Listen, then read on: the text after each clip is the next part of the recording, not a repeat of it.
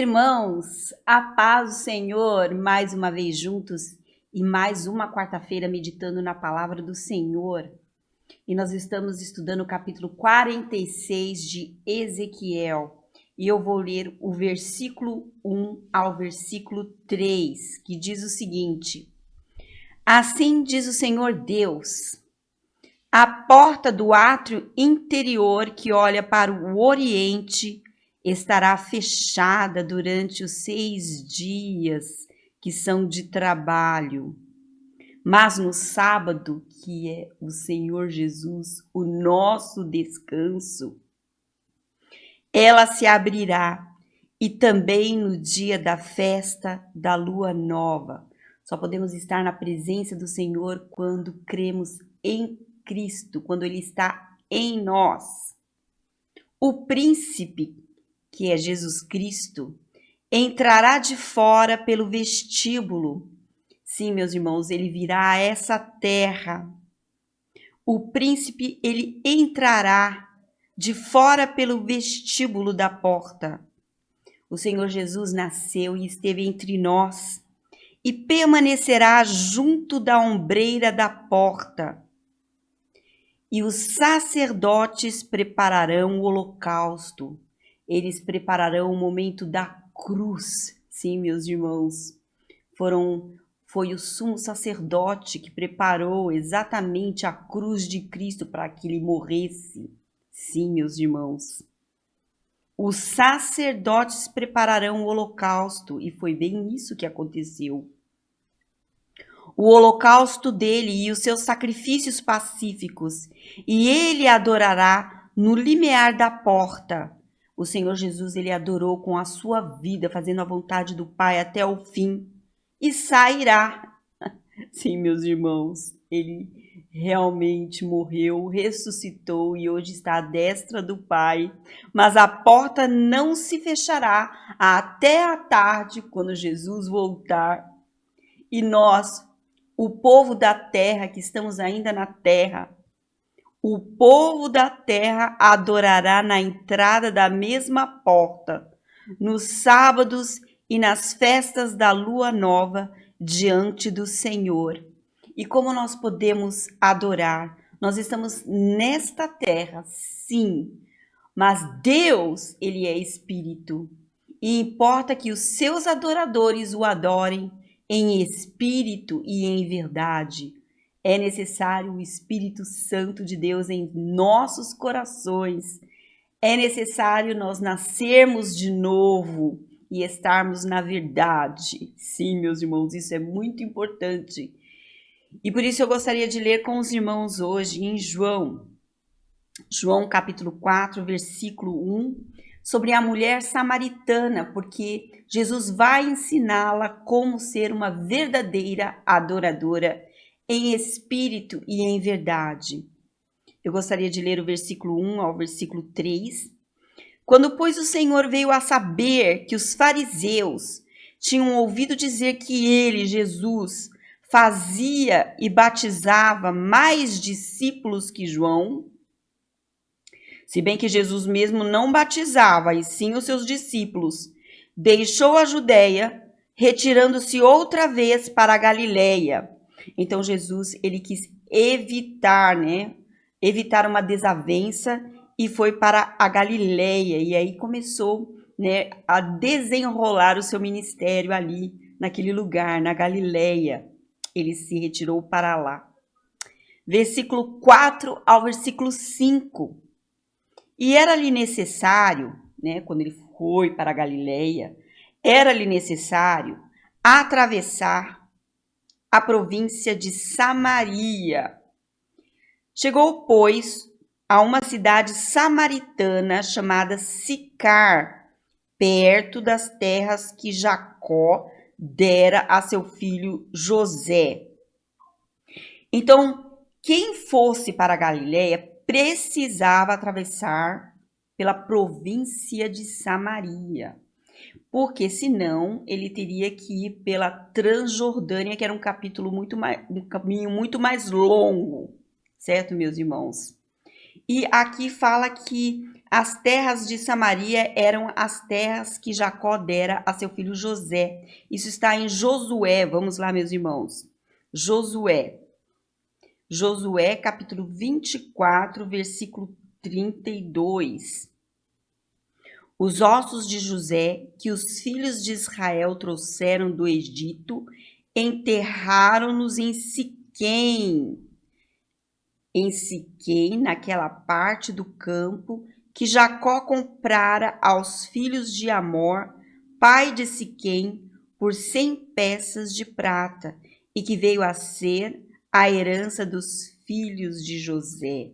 Então eram terras que tinham um passado que os samaritanos davam muito valor. Então Jesus tomou esse caminho mais curto e aí passou nesse lugar que aqui, né, nesse texto, chama de Sicar. Sim, meus irmãos, voltando lá para João, capítulo 4, versículo 6. E ali nessas terras, né, onde Jesus passou, nesse lugar, né, chamado Sicar, aqui diz que estava uma fonte, a fonte de Jacó. Versículo 6, meus irmãos. Estava ali a fonte de Jacó. Cansado da viagem, assentara-se Jesus junto à fonte por volta da hora sexta. Então, essa palavra, né, que está aqui foi traduzida como fonte. É um poço, mas ela foi traduzida como fonte. Por quê? Porque tinha uma veia subterrânea de água nessa fonte, nesse poço, entendeu? Esse poço, ele tinha uma veia subterrânea de água, então por isso esse poço nunca se secava. E não era um poço parado, ele era alimentado, sempre alimentado por águas. Entende? Não é um poço de água parada, mas sim uma fonte. No versículo 11 e 12, essa mesma palavra grega, ela é traduzida de outra forma. Ela é traduzida como poço cavado ou cisterna. Mas aqui nesse versículo está deixando bem claro que esse poço era um poço, na verdade, de águas vivas. Por quê? Porque tinha ali aquela veia subterrânea. Então, ao meio-dia, né, já era meio-dia, e Jesus ele estava ali sentado à fonte, porque ele tinha lá um objetivo muito importante, meus irmãos. Versículo 7 ao versículo 8. Nisto veio uma mulher samaritana tirar água. Disse-lhe Jesus, dá-me de beber. Porque ele estava sozinho. Versículo 8 fala sobre isso. Pois seus discípulos tinham ido à cidade para comprar alimentos. Então essa mulher, ela estava sozinha. Geralmente as mulheres elas iam em grupo, mas ela preferiu vir sozinha. Ela não queria estar junto com outras mulheres, porque nós sabemos que essa mulher, ela tinha uma fama, certo? Ela era uma mulher que Jesus ele vai revelar a sua história do seu coração e aquilo que ela fazia. E nós notamos que aquilo que estava no coração dela, o que ela vivia, fazia com que ela quisesse estar sozinha. Ela não queria companhia de vizinhas e as vizinhas também não queriam a companhia dela. E assim, Jesus, né, sabendo que ela ia tirar a água, pediu água para ela. Versículo 9. Então lhe disse a mulher samaritana. Sim, meus irmãos, versículo 9, muito importante. Então lhe disse a mulher samaritana: como sendo tu judeu, pedes de beber a mim, que sou mulher samaritana, porque os judeus não se dão com os samaritanos. Então ela ficou muito admirada de um judeu estar falando com ela, e um homem ainda, porque naquela época, se os judeus não falavam com homens samaritanos, quanto mais uma mulher samaritana, eles iam ficar impuros cerimonialmente. E se eles tocassem em algo que essa mulher ou esse homem samaritano tocasse, eles também se tornariam impuros. E existiam diferenças muito profundas religiosas entre os judeus e os samaritanos. Existia uma separação. meus irmãos. E essa separação a gente já viu nas histórias do Antigo Testamento, nas histórias de reis e de crônicas, porque nós sabemos que depois do rei Davi foi dividido o Império de Israel, certo? Com a capital Samaria e o Império e o Reino de Judá com a capital Jerusalém. E cada um desses reinos tinha o seu próprio local de adoração. Então eles tinham sua maneira de adorar e cada um dizia que era o certo. Então havia já desde o início uma separação. Desde a morte, né, do rei Davi, depois veio Salomão, Salomão morreu e o reino se dividiu. Então existia essa separação. E o povo judeu que adorava em Jerusalém, que adorava no templo, rejeitaram os samaritanos por conta dessa questão religiosa. Então existia uma hostilidade entre ambos. Cada um tinha o seu próprio ponto de adoração, o seu próprio local de adoração. Existia realmente uma rivalidade, Então os judeus, eles criam que se eles tivessem algum contato com esses samaritanos, eles seriam impuros ritualmente, eles não seriam puros diante de Deus. E agora nós estamos falando de uma mulher, então realmente aí seria uma catástrofe, meus irmãos, uma catástrofe. E judeus e samaritanos, eles não usavam os mesmos utensílios, os judeus não queriam tocar nas mesmas coisas que os samaritanos tocavam. Meus irmãos, então o que acontecia aqui? Jesus, um judeu, está pedindo água para uma mulher samaritana e ela vai usar o seu próprio utensílio, o seu próprio jarro. Então ela ficou muito admirada. E é isso que está falando aqui no versículo 9.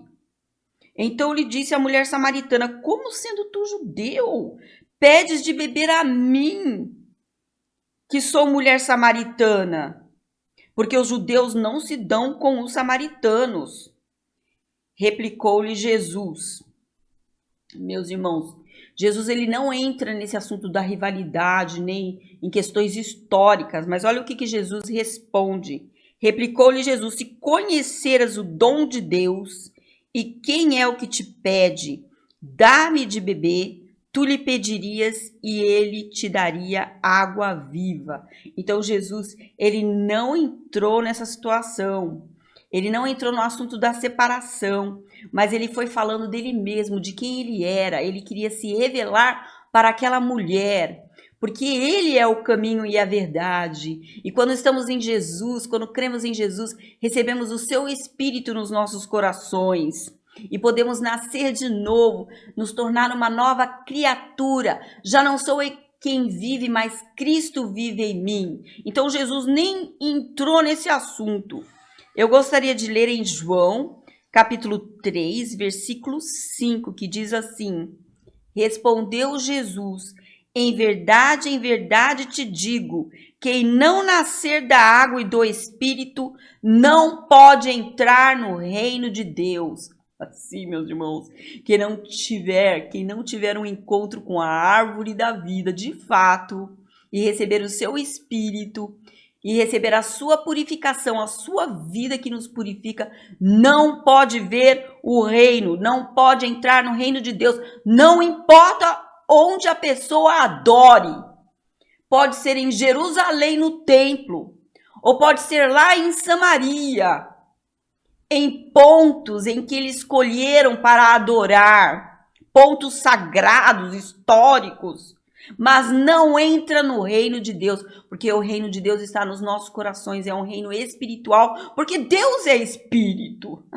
Deus é espírito, e importa que os seus adoradores o adorem em espírito e em verdade, e para isso é necessário um novo nascimento da água, da purificação, da palavra de Cristo e do Espírito Santo em nós, meus irmãos. Uma purificação verdadeira, algo que vem de Deus, uma revelação. Meus irmãos, a água do poço de Jacó aqui é uma água literal, mas Jesus, ele nos traz uma água que é o dom do Espírito.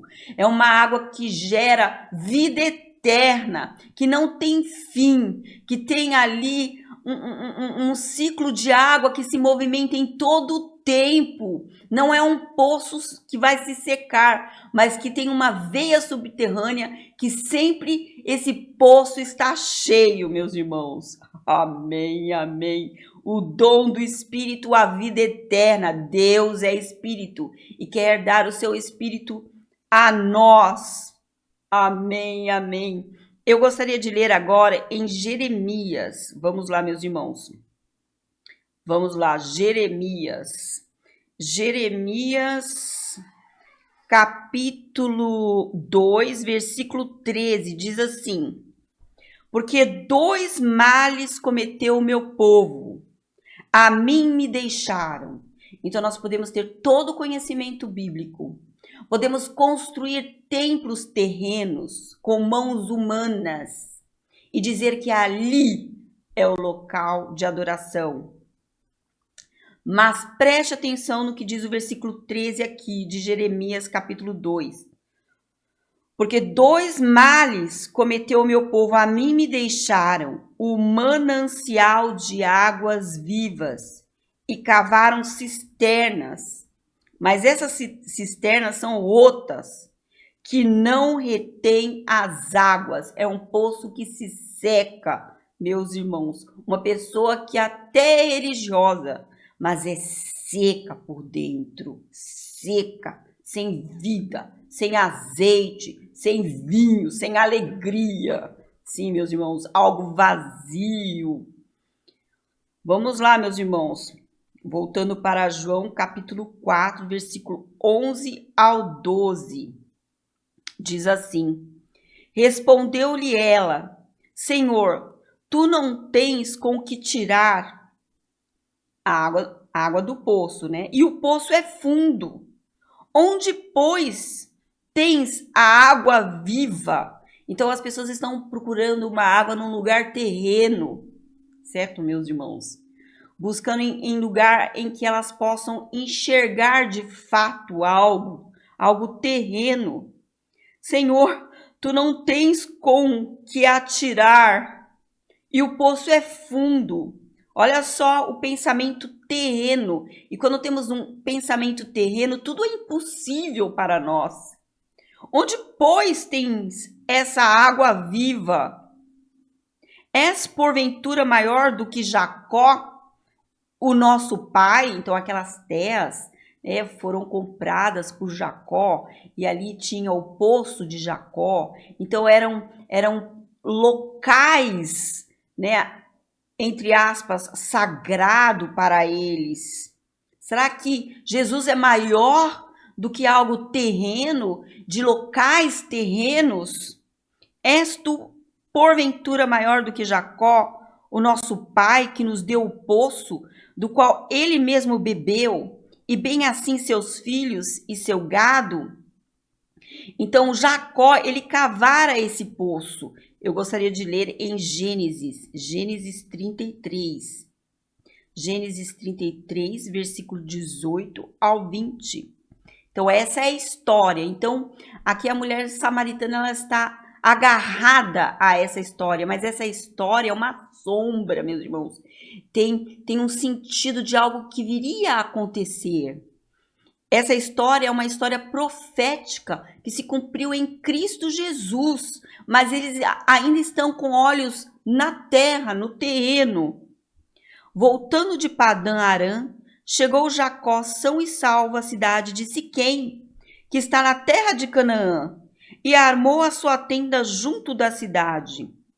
A parte do campo onde armou a sua tenda, ele a comprou dos filhos de Amor, pai de Siquém, por 100 peças de dinheiro, e levantou ali um altar, e lhe chamou Deus, o Deus de Israel, e ali se tornou então um lugar sagrado.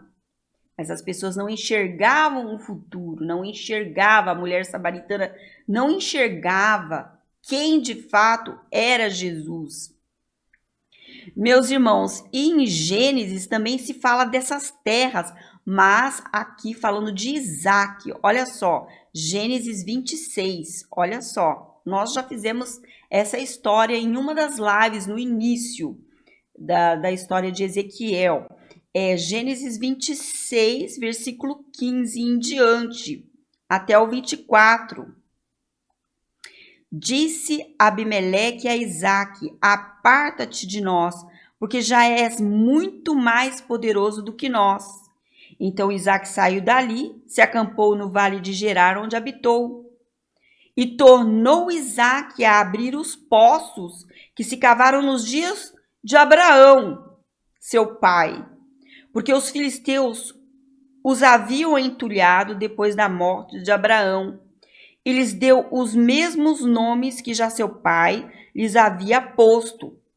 Cavaram os servos de Isaque no vale e acharam um poço de água nascente. Mas os pastores de Gerar contenderam com os pastores de Isaque, dizendo: esta água é nossa. Por isso chamou o poço de Ezeque, porque contenderam com ele. Então cavaram outro poço, e também por causa dessa contenderam. Por isso recebeu o nome de Sitna. Partindo dali, cavou ainda outro poço. E como por esse não contenderam, finalmente, todo mundo atrás de uma água, né?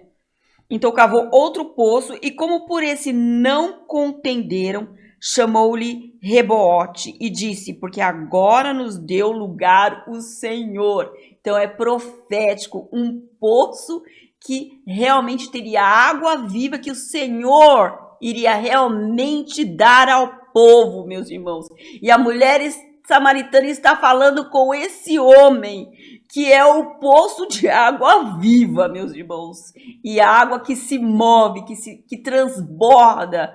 Jesus, ele tem muito a nos oferecer, e quando ele derrama em nós o seu Espírito, a sua pessoa, meus irmãos, essa fonte nunca se seca, porque agora nos deu lugar o Senhor, e não é um lugar físico o que vai acontecer aqui, porque Deus é espírito, e importa que os seus adoradores o adorem em espírito e em verdade, porque agora nos deu lugar o Senhor, e prosperaremos na terra. Dali subiu para Berseba. Na mesma noite lhe apareceu o Senhor e disse: eu sou o Senhor, Deus de Abraão teu pai, não temas, porque eu sou contigo. Abençoar-te-ei e multiplicarei a tua descendência por amor de Abraão, meu servo. Então levantou ali um altar e, tendo invocado o nome do Senhor, armou a sua tenda, e os servos de Isaque abriram ali um poço. E mais tarde a gente vê também que Jacó abriu esse mesmo poço, e ali está uma história, mas eles estão com os olhos terrenos, eles não estão vendo o cumprimento dessa palavra. Meus irmãos, é isso que está acontecendo aqui em João 4, versículo 11 ao 12. E Jesus, ele vai dar uma resposta para ela. Ela perguntou, versículo 12: és tu porventura maior do que Jacó, nosso pai, que nos deu o poço, do qual ele mesmo bebeu, e bem assim seus filhos e seu gado? E aí Jesus vem com uma resposta, meus irmãos. Versículo 13, versículo 14. Afirmou-lhe Jesus: quem beber desta água, a terrena, tornará a ter sede. Enquanto o homem estiver buscando algo terreno, ainda que tenha símbolos sagrados, ele terá sede. Versículo 14. Aquele, porém, que beber da água que eu lhe der, nunca mais terá sede. Pelo contrário, a água que eu lhe der será nele uma fonte a jorrar para a vida eterna. E assim nos tornamos verdadeiros adoradores. Se não bebermos dessa água, não seremos adoradores, porque Deus é espírito. E importa que os seus adoradores o adorem em espírito e em verdade, meus irmãos. E a água que bebemos de Cristo é uma fonte a jorrar para a vida eterna, nascer de novo, ver o reino dos céus de fato. O Espírito de Deus é uma fonte de refrigério e vida eterna. Nós temos sede de Deus e essa sede só pode ser aplacada, só podemos estar satisfeitos se bebermos da pessoa de Jesus, desse poço. Amém, amém. Eu gostaria de ler um texto maravilhoso em Isaías 12. Isaías 12, versículo 3.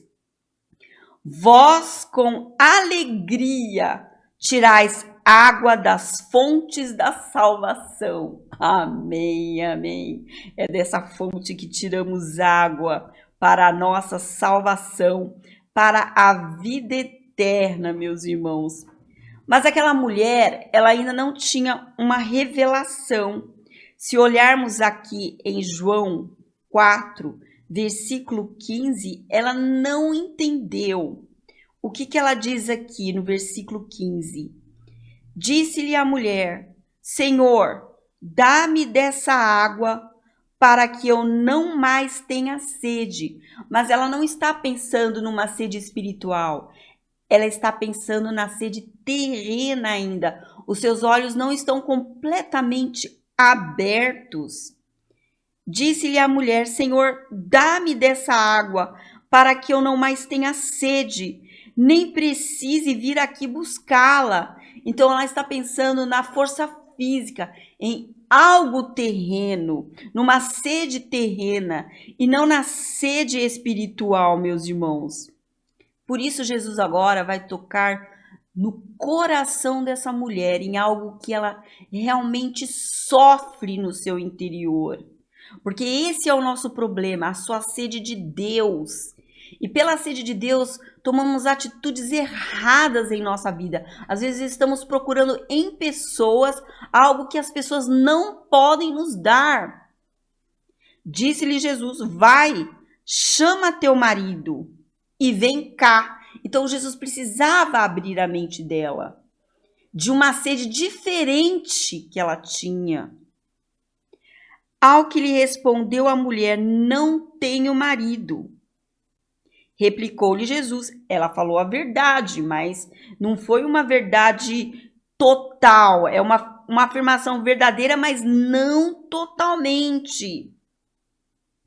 Ao que lhe respondeu a mulher: não tenho marido. Replicou-lhe Jesus: bem disseste, não tenho marido. E Jesus ele vai falar a situação real daquela mulher. Porque 5 maridos já tiveste, e este que agora tens não é teu marido. Isso disseste com verdade. Então Jesus ele vai agora falar daquilo que realmente estava se passando na vida daquela mulher. O pecado dela, que ela buscava a vida, essa satisfação da sua alma em pessoas que realmente não poderiam a satisfazer. Então ele começa a tocar no íntimo dela e ela descobre: esse homem realmente é um profeta, porque ele está falando algo do meu coração, ele tocou no meu coração, na minha alma, falando de uma ferida que realmente eu tenho. E como alguém poderia saber sobre isso? E Jesus, ele entendia perfeitamente essa sede que ela tinha. Porque Deus, ele é espírito e importa que seus adoradores o adorem em espírito e em verdade, se alimentem de uma verdadeira fonte, meus irmãos. E essa fonte é Cristo Jesus. E esse é o mesmo pecado de Israel, o mesmo pecado do reino de Judá. Mas falando de Israel, eles também tiveram vários maridos. E o que eles tinham naquele momento, eles não eram casados com aquele marido. meus irmãos, porque 5 maridos já tiveste, e esse que agora tens não é teu marido, e isso é para o povo judeu e para o povo samaritano. Já tiveste 5 maridos, vocês já tiveram vários outros deuses, vocês tiveram vários outros deuses, mas quando vocês dizem que me seguem, vocês não são casados comigo de fato, porque os seus olhos são terrenos, meus irmãos, os seus olhos são terrenos. Eu gostaria de ler, meus irmãos, em 2 Reis, que a história da mulher samaritana representa a história dos samaritanos, a história de Israel. Eu quero ler com os irmãos em 2 Coríntios. Vamos lá, meus irmãos. 2 Coríntios, capítulo 17, versículo 30, que diz assim: os de Babilônia fizeram Sucote-Benote, os de Cuta fizeram Nergal, os de Amate fizeram Acima, os aveus fizeram Nibás e Tartaque, e os sefarvitas queimaram seus filhos, a Adrameleque e a Anameleque, deuses de Serfavaim. Então aqui são deuses, vários deuses que se está falando aqui, meus irmãos. Mas temiam também ao Senhor, mas não eram casados com o Senhor.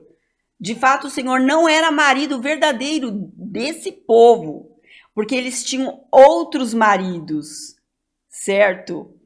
Os de Babilônia fizeram Sucote-Benote, os de Cuta fizeram Nergal, os de Amate fizeram Azima, os aveus Nisbás e Tartaque. Então, vários maridos aqui, mas temiam também ao Senhor.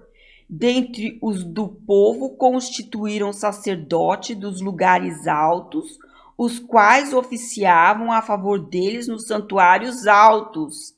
Então, eles temiam ao Senhor, mas dentre os do povo constituíram sacerdotes dos lugares altos, os quais oficiavam a favor deles nos santuários dos altos, de maneira que temiam o Senhor e ao mesmo tempo serviam aos seus próprios deuses, segundo o costume das nações dentre as quais tinham sido transportados. Até ao dia de hoje fazem segundo os antigos costumes. Não temem o Senhor, não fazem segundo os seus estatutos e juízos, nem segundo a lei e o mandamento que o Senhor prescreveu aos filhos de Jacó, a quem deu o nome de Israel. Ora, o Senhor tinha feito aliança com eles e lhes ordenara, dizendo: não temereis outros deuses, nem vos prostrareis diante deles, nem os servireis, nem lhes ofereceis sacrifícios, mas ao Senhor que vos fez subir da terra do Egito com grande poder e com braço estendido, a ele temereis, e a ele vos prostrareis, e a ele ofereceis sacrifícios. Mas o que fez esse povo? Esse povo, eles não serviram ao Senhor. O Senhor não era de fato marido desse povo. Eles fizeram as suas imagens de escultura, serviram deuses, tinham vários outros maridos, vários outros deuses. E assim isso é representado na pessoa da mulher samaritana. Entenderam, meus irmãos? Ela tinha olhos terrenos e ela não conhecia o Senhor Jesus, mas ele quis se revelar a ela aqui no livro de João, João capítulo 4. Vamos lá, meus irmãos, versículo 18. Porque 5 maridos já tivestes, e esse que agora tens não é teu marido.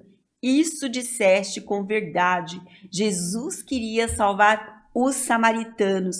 Jesus queria que os samaritanos fossem verdadeiramente adoradores em espírito e em verdade.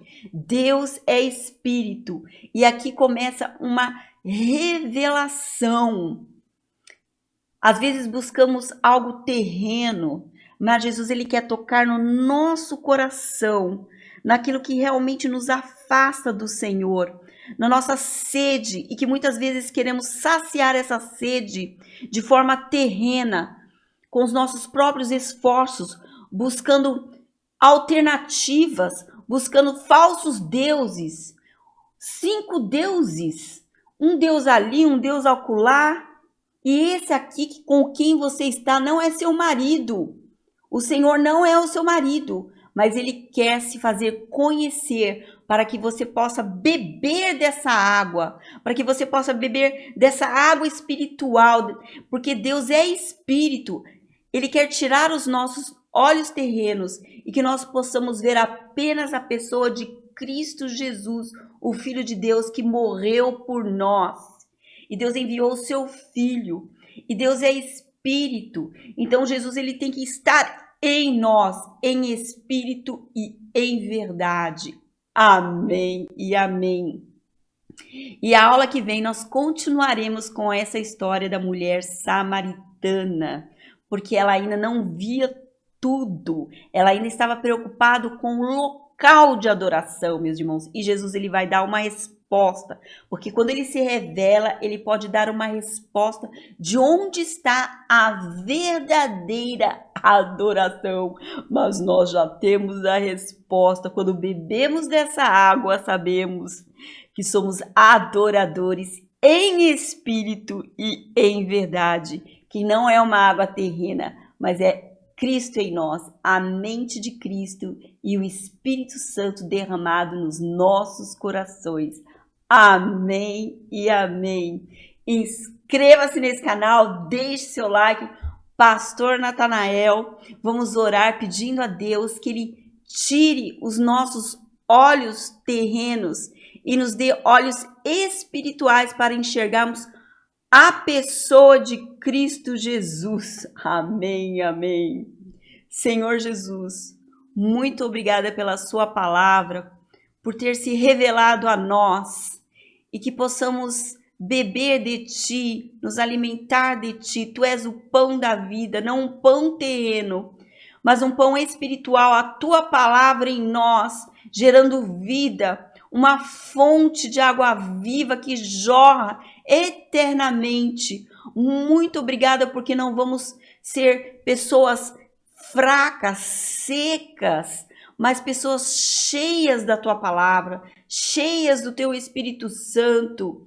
Ó Senhor Jesus, muito obrigada por ter se revelado àquela mulher e ela pôde transmitir isso a outras pessoas. Muito obrigada porque tu olhas o nosso coração, o nosso íntimo, a nossa tristeza, a nossa sede de ti e de formas erradas que caminhamos, Senhor Jesus, e tu podes consertar e mostrar quem és tu, que tu és o caminho e a verdade. Muito obrigada pela tua revelação. Em o nome de Cristo Jesus. Amém e amém. Pastor Natanael, vamos continuar ouvindo a palavra de Deus. E não somente a questão de conhecimento, mas é a questão de uma pessoa. E essa pessoa é o Filho de Deus, que derrama o Espírito Santo em nossos corações, porque Deus é Espírito.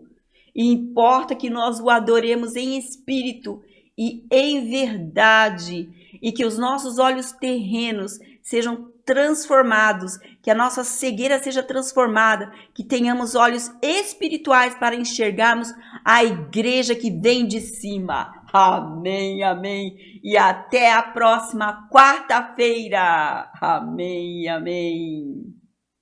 Go, tell it on the mountain.